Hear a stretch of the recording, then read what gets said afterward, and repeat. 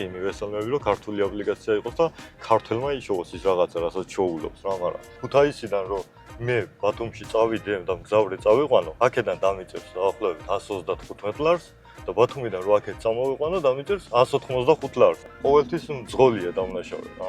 პროცენტი მოაკლოს და მანძილები ჩაასწოროს.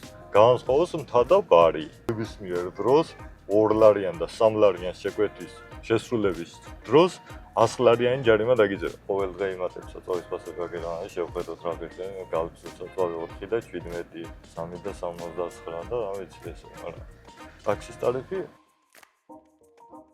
მოგესალმებით, მე ვარ ნიკა ნონიაშვილი, ვსწავლობ ქალაქ ქუთაისში. და თქვენ ხართ ერთ-ერთი მონაწილე ტაქსისტების განხილვის. რომ მოგყვეთ პირველად როდის გაიფიცნენ ტაქსისტები და რა იყო მათი მთავარი მოთხოვნა? პირველად ეხლა არ გაფიცნა წლების წინას გაიფიცნენ და იყო რამოდენიმე ორგანიზაციები ჩართულები ამ საკითხში. მაგრამ ეხლა გავიფიცეთ 20 აპრილს. იმის მერე ჩაერთო გიორგი დახმარება ვინმეს გვიწევს რომ რამენაირად მივაწვდინოთ ხმა რა, ჩვენ არა გვაქვს იმისი რესურსი ხა არ ვიცნობთ იმათ ორგანიზაციის უპროსობას რა, ბოლტის და იანდექსის და იმას. და მაქსიმუმ.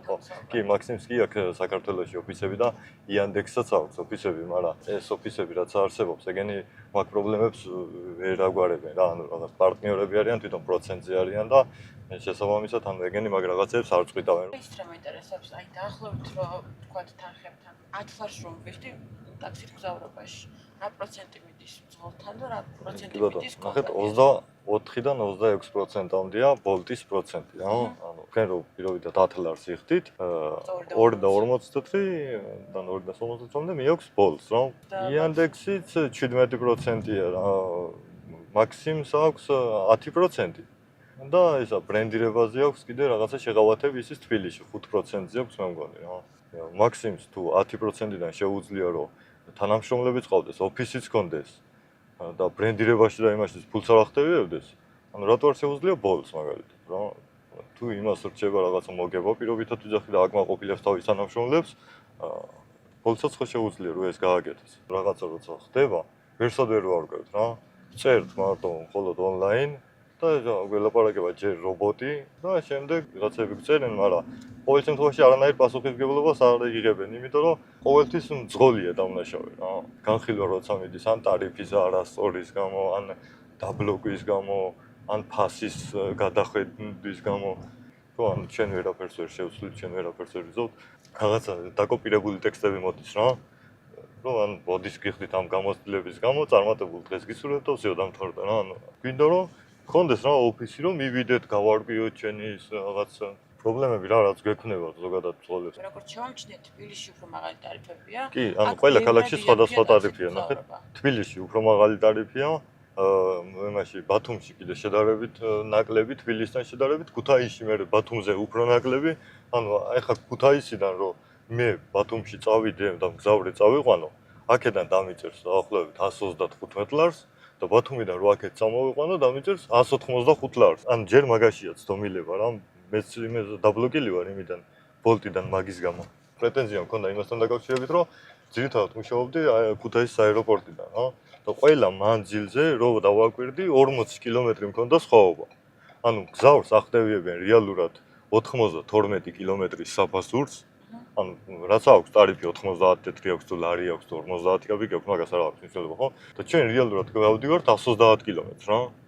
ხო და ეს 40 კილომეტრის ანაზღაურება, ანუ არავის არ უწევს, ახლა გზავრს რანაირად გინდა რომ მოთხოვო, რომ აი შენ ამინაზღაურე მე 40 კილომეტრის საფასური. ანუ რატო უნდა გინდა იმას მოუვიდა იქ მაპზე, იმაზე აპლიკაციაში, რომ დაუწერა თანხა, რომ აი უნდა გადაიხადოს პირობითად 100 ლარი, ხო? ეხლა რო ჩაიჯა მანქანაში და 40 კილომეტრის 40 ლარი დამემატეო, ხო გეტყვის მე რატომ უნდა დაგიმატო, ანუ ვინა ხარ შენ, რატომ თხოვ, ანუ შენც ვერ მოთხოვ, ხო ისე ახლა. ბევრი აქ ცხოვრებისგან მოვისმინე ასეთი ვერსიაც, რომ ქალაქში რომ არ არის სამუშაო ადგილები და დასაქმების პერსპექტივა, ამიტომ ბევრი ადამიანი მუშაობს ტაქსის მცველად და ამის გამო კონკურენციაც მაღალია, მოთხოვნაც არ არის იმხელა. კი ბატონო, ანუ ბევრი ხომ მუშაობს. მე არის კიდე მეორე ის, რომ ანუ ზოგი ისეთებით მუშაობენ, რომლებსაც აქვს სამსახურები და დამატებით სამსახურად აქვს. ახლა ანუ მუშაობას ვერავის ვერ დაუშვი, რაღაცა არ ყოფნის ალბათ თავის შემოსავალი და იმიტომ ემაშება, ანუ კი მუშაობს. ახლა მაგას ვერავის ვერ ვეთქვით, რომ ანუ არ იმუშაო და რატომ მუშაობთ რაღაცა. უკეთესი სამუშაო რო კონდეს შეიძლება არ გამოვიდეს. ახლა აქ დავხენილი არავინ არ მუშაობს. მე რა მაგალითად ნორმალური შემოსავალი მქონდეს რაღაცა, ახლა ტაქსში იმდენი ადამიანი ჯდება და იმდენი ადამიანი მგზავრობს ამით რომ ზოგი ესეთია, ზოგი ესეთია რა, ყველას რაღაც ხასიათი უნდა გაუტარო რა, ისე შენ თავზე იღებ ყველაფერს რა. ყოველ დღე იმატებს საწვავის ფასები რა, შევხედოთ რა ღირზე, გავიწევთ საწვავი 4 და 17, 3 და 69 და რა ვიცი ესე, მაგრამ ტაქსის ტარიფი არ გაძვირდა. ჩვენ ანუ გაძვირებასაც არ ვითხოვთ. ნახეთ როგორ რა, ტაქსის ტარიფის გაძვირებას კი არ ვითხოვთ ჩვენ. ჩვენ ვითხოვთ რომ რუკები ჩასწორდეს. ანუ ნახე კილომეტრები. ხო, კილომეტრი, ხო, ანუ მე გამიჭერს 90 კილომეტრს, შემიძლია განახოთ მაპზე როგორ წერს, ანუ რა სხვაობებია ეხლა ქუთაისიდან ბათუმამდე, გინა თბილისამდე. ეს რო დაემატება ამის თანხა, ანუ მე აღარ გვექნება პრობლემა რა. კი მიაქვს იმას პროცენტი, ანუ პროცენტი ჯერ დიდია, ანუ ხელა პროცენტი არა, 10% თავიდან ბოლტი რო შემოვიდა საქართველოში, იყო 10%. გავიგე რომ რაღაცები გაძვირდა და შეიცვალა, იმის მერე ახლა ომიებია, ესა რაღაცაა და არაა ხომ ასე, მაგრამ ანუ იმას რო აძვირებ, პროცენტს რო აძვირებ, მაშინ რაღაცები უნდა ამასაკნა მოარგო რა მძღოლებს. შენ ბედნიერი სიხარ კრესლოში ხო და ანუ ჩვენ ხარჯზე, ჩვენ დღე და ღამე გარეთა ვარ რა. ვინმე არ თქვას ეხლა რომ 1 საათი და 2 საათი და თუ გინდა 5 საათი გავალმე და რაღაცა იმას 100 ლარს ვიშოვი და 150 ლარს. რა გამორიცხულია ხო 2 ლარს რო წერს, ანუ მარშრუტკა გირს 70 გავიგე და თბილისში ლარი გირს მეგონა. ანუ ტაქსი გირს 2 ლარი და წარმოიდგინე 4 ადამიანი რო ჩაგიჯდება მარშრუტკით რატო წავა და 25 კაცთან ერთად ფეხზე დამდგარი რატო იმგზავრებს. გამოიძახებს ტაქსს და ბედნიერი წავა 2 ლარად, მაგრამ მე რა ანუ მე რა შეიძლება ბოლოს ვივლი 1 თვე და დამჭირდა რული მარტო ხელში და ეგა ნაწილის ფული ან ნაწილი გაძვირდა. ყველაფერი გაძვირდა. ანუ ხელოსანს რაღაცა რო გაუძვირდა, პირობითად რო აკეთებდა 20 ლარად რაღაცის შეცვლას, ეხა უნდა 100 ლარი იმას, იმიტომ რომ იმან რაღაცა პროდუქტი ხომ უნდა იყიდოს სახში, ხო რამდენი მანქანა უნდა გააკეთოს ეხა ერთ დღეში, ხო? ყველაფერი არის ჯაჭურად რა გადამფული მე ერთმანეთზე აწყობილი. როგორც სოციალური მდგომარეობა, ისე მიყვება მე რა ყველაფერი რა მაგას. ახლა რა ეტაპზე ხართ ეს გაფიცების ნაწილში კიდე თუ გეგმოთ? ნახეთ, ჩვენ ეხა ისევ 13-ში ვაპირებთ შეკრებას აუცილებლად ჩვენ ქონდა ერთი დღე ეს გათიჩული აპლიკაციები, ანუ პირველად 2 დღე გავთიშეთ აპლიკაციები, საერთოდ აეროპორტში არც ერთ ტაქსი არ იყო, ეხა ერთი დღე გავთიშეთ და ეხა 13-ში ისევ ვფიქრობთ, რომ 24 საათი გავთიშოთ. ნახეთ, ეხა თუ არ გამოგეხმაურეთ, მე 2 დღე გავთიშავთ, მე კიდე თუ არა, მე 3 დღე გავთიშავთ, მე 5 დღე გავთიშავთ და ანუ ამ რესურსებს რაღაცებს იმას ვიზავთ რა, გავივლით, იმიტომ 20-ში რომ ვინც არ იყო და ვინაც ფიქრობდა რომ არაფერი არ გამოვა და რაღაცა, უკვე პირველში იყო მოსული. პირველში რომ აზრი გაიგეს და უკვე ამდენი ხალხი რო დაინახეს, ეხა უკვე სხვებიც გამოჩნდნენ. ახლა უკვე გავბევრდებით ანუ რა და ქუთაისში და ბათუმში. კი და ზუგდიდში კიდე. ხოთშიც და რუსთავშიც, რა ვიცი. ყველას აქვს ეს პრობლემა, ყველა რეგიონში ერთ და იგივეა. ნახე, ზუგდიდს უფრო ჩვენზე დაბალი პროცენტი აქვს, როგორც ჩვენ თბილისზე დაბალი ესა ფასები გვაქვს და ბათუმზე ისე მე ჩვენზე დაბალი ფასები ზუგდიდს აქვს. და ყველა ანუ ეს ხო ესე რა, ბენზინი ხო ყველა ქალაქში ერთნაირია. ანუ ზუგდიდში პირობითად იაფი ხო არ ღირს ბენზინი ან ბათუმში ან ქუთაისში. ყველგან ხო ერთნაირია მაღაზიის ქსელები რაცა, ანუ სულ ყველაფერი ერთ და იგივეა. გარდა მაგისა რა. და პროცენტი ყველგან ერთნაირი მიაქვს. რო გაითიშება ეს ყველა ეგ კომპანია მე ანუ ბოლო აღარავინ აღარ ჩართავს. გავაგზავნებთ ისე მე ან აი ესე დაავადგავთ ტაქსის ტრაფარეთს. ახლა ამდენი ხანი არ იყო ეს გამოძახებები და პადიესთან მიკითხვა, მაგრამ ტაქსი რო გჭირდებოდა, გზაზე გავდიოდით, შევხედავდით ტაქსის მანქანას, გავაჩერებდით და მეტყოდით აქ გვინდა წასვლა, წაგვიყვანდნენ რა მარტივად. შეუძლებელია. და აღარ ვარჩენთ მე ვიღაცა ბოლტის წარმომადგენელს ახლა ჩვენ თუ ყურადღებას არ გვაქცევს ჩვენ არანაირი ვალდებულება არ გვაქვს. ანუ ყველა პასუხისმგებლობა არის მძღოლზე. ხო, ანუ ბევრი რაღაცაა გადასახედი რა, თადაბარია, აი განსხვავება. ახლა მესტიაში რო წახვალ პირობითად რა, მესტიის გზა და თბილისის გზა ხომ უნდა განსხვავდებოდეს ერთმანეთისგან. თბილისში თუ 200 ლარს მიწერს, მესტიაში 200 ლარი რატო უნდა დამიწეროს? ანუ მესტიაში გზა ახლა თქვენ კარგად იცით, ანუ რანაირი გზაა და რამდენი 10 საათი ჭირდება ჩასვლა და ჩამოსვლა და 10 საათში 3 ჯერ ჩახვალ თბილისში და ჩამოხვალ. ხო, ბაკურიანია, ბორჯომია, ეს ანუ ტარიფი არაფერზე არ იცვლება, არა აქვს ეგ სხვაობა, ანუ მე პირადად რო დამბლოკეს, ანუ წერდი მაგას რა, რომ ნახეთ, სკრინები გაგზავნილი მაქვს ყველაფერი, რომ აი, ცდომილება არის ეს, ანუ 40 კილომეტრია ცდომილება რა.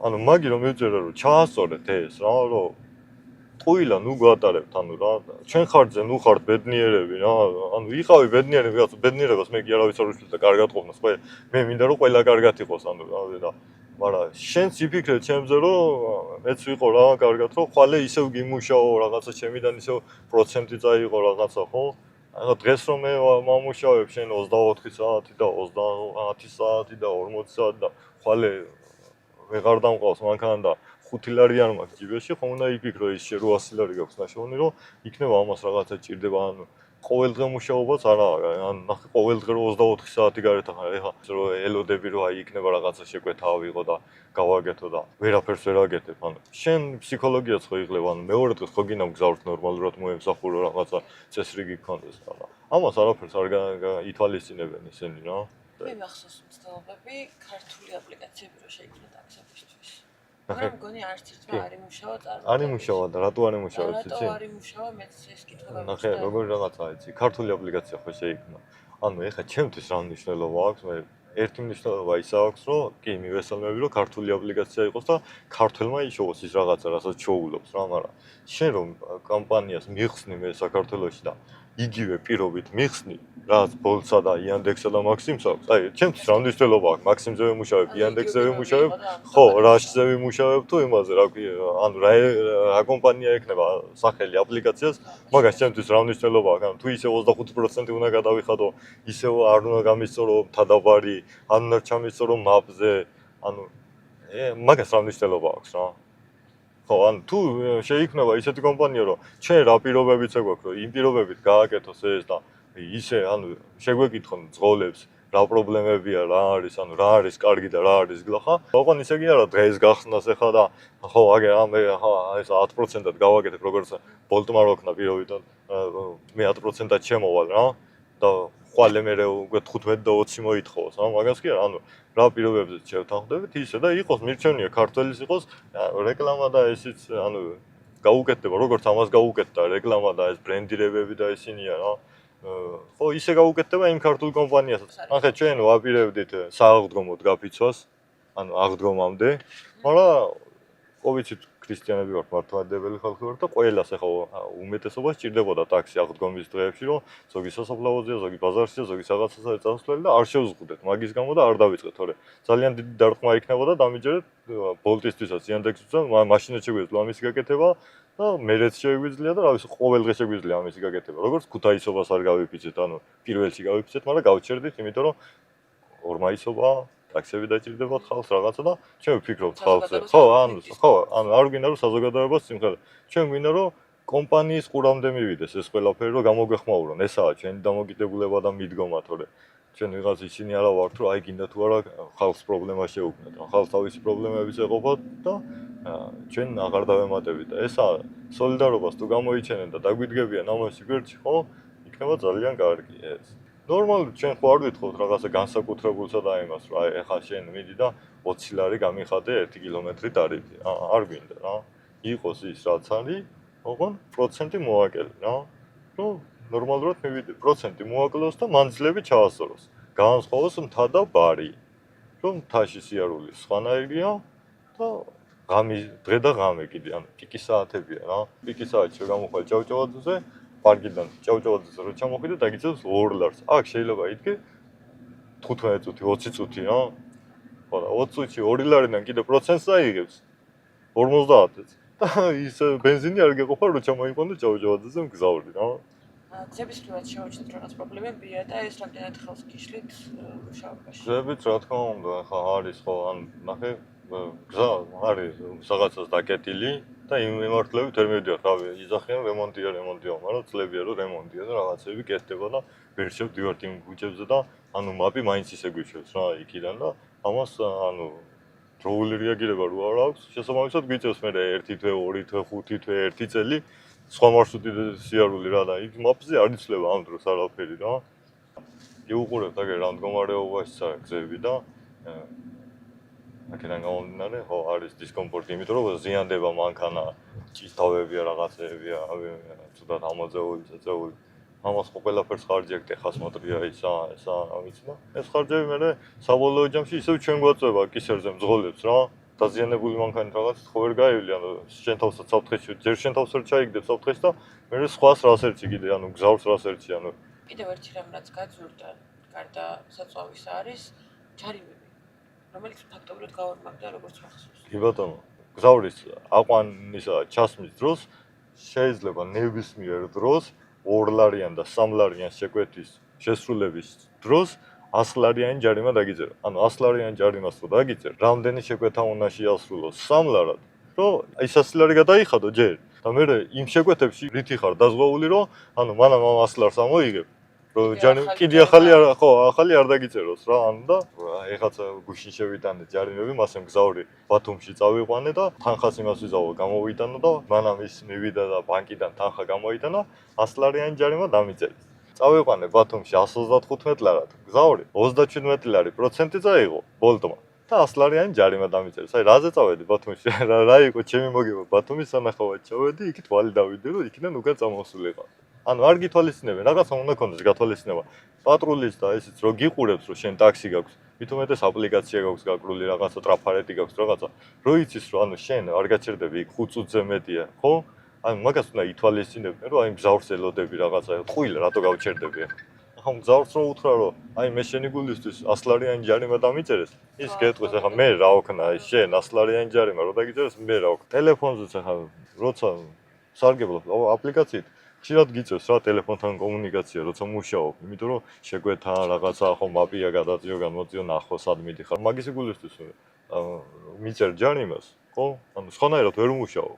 ეს ჯარიმებთან აუცილებლად უნდა შეთანხმდე კიდევ საპატრულო პოლიციასთან, ჩვენ ქვეყანაში შინაგან საქმეთა სამინისტროსთან უნდა შეთანხმდეს ეს ჯარიმებზე და იმაზე, რომ აი რაღაცა უნდა გამოიმუშაო რა, რომ წოდები ვარ, მართლა ჯარიმების გულისაა, ბენზინის გულისთვის გიწევს მუშაობა. ხავს ოჯახები ყავს, ზოგს 3 შვილი ყავს, ზოგს 4 ყავს, ზოგს 2 ყავს. ხო და რაღაცა ხო უნდა მიუტანო იმათ მისათანს აქ ვიხდით სახელმწიფოში და წარმატებები და მადლობა რომ გვესაუბრეთ. გაიხარეთ თქვენ წარმატებები. ჩვენ ხო 13-ში ვიკრიბებით ისევ აღმაშენებლის ძეგლთან ბალახვანში, მაგრამ ბოლოს ვიტყვი რა, ყველა ბიჭებო, ტაქსის მძღოლები, ვინც ახართ და აპლიკაციაზე დამოკიდებულები, ვინაც ხართ და მუშაობთ და შემოსავალი გინდათ, დავდგეთ ერთმანეთის მხარდამხარ, აქ ყველა ერთმანეთის საქმეს აკეთებს და ყველა თავისი პრობლემა აქვს მოსაგვარებელი და მაგიტო ვდგავართ, თორე არავინ ზედმეტად არ გაიზრდება ჩვენი გულისთვის. ჩვენ თვითონ დავაფიქსიროთ ჩვენი აზრი.